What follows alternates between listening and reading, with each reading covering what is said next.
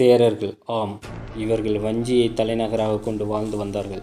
கடல் வாணிபம் செய்ய தொண்டி மற்றும் முசிறியை துறைமுகமாக பயன்படுத்தினார்கள். போரில் சிறந்து விளங்கிய இவர்கள் வில்லம்பு சின்னத்தை பயன்படுத்தினார்கள். இவர்களுக்கான பூ பனம்பூ, வானவன், வில்லவன், மலையன், ஆதவன், குட்டுவன், இரும்பொறை ஆகியவை இவர்களின் சிறப்பு பெயர்கள் ஆகும்.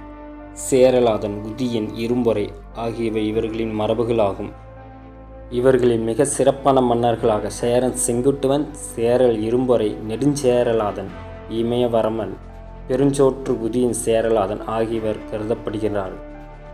இது மட்டுமில்லாமல் தமிழ்நாட்டின் கரூரை தலைநகரமாக கொண்டு பொறையன் என்ற பிரிவினரும் ஆட்சி செய்துள்ளார்கள்.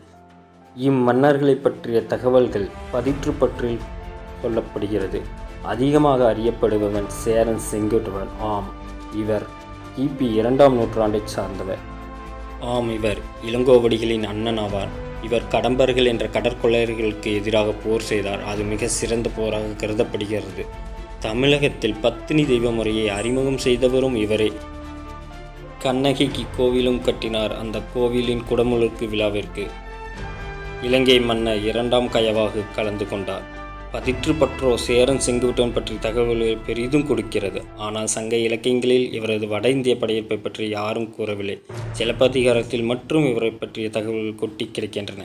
தென்னிந்தியாவில் கரும்பை அறிமுகம் செய்தவர்களும் இவர்கள்தான். ஆம், அவர்தான் அதியமான். சோழர்களை பற்றிய அடுத்த காணொளியில் காண்போம். மறக்காமல் சேனல் சப்ஸ்கிரைப் பண்ணுங்கள். பெல் ஐக்கனையும் கிளிக் பண்ணுவீங்க. தேங்க்யூ.